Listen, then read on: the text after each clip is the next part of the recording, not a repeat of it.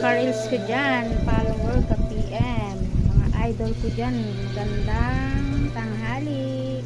Anong ginagawa natin ngayon guys? Ako ay nagluluto na naman ng ulam namin para sa tanghalian at papasok na ang aking mga anak para may ulam sila guys. Yan, ginigisa ko na guys yung sibuyas bawang. Yan guys, at magigisa ako ngayon ng pakbet guys, gulay. Pakbet ang gulay namin ngayon na ulam.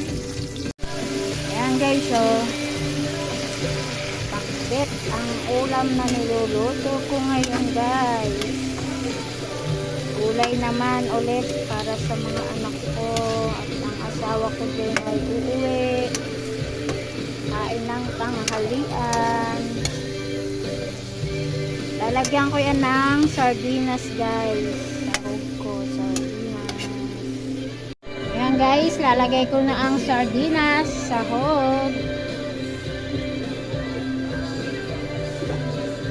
Ayan guys. Ayan, lalagay ko na yung sardinas guys, sahog. Tapos, sasabawan ko ng konti guys. Tapos lalagyan ko ng asin at magic sarap. Ayan, sasabawan ko na siya guys.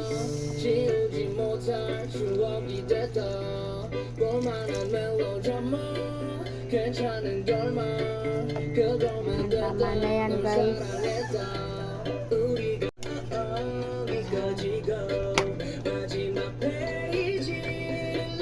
Asinan ko na lang guys, bechin, tapos pakukuluin para maya luto na.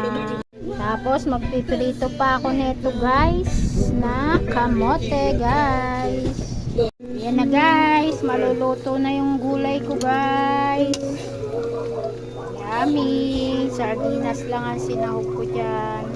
Tapos nagpiprito na ako nung kamote ko guys, yung my favorite. Yan, luto na guys. Kain na tayo guys. Kain na yung mga anak ko. Papasok na sila. Thank you for watching guys. Ayan, papasok na sila guys. Oh.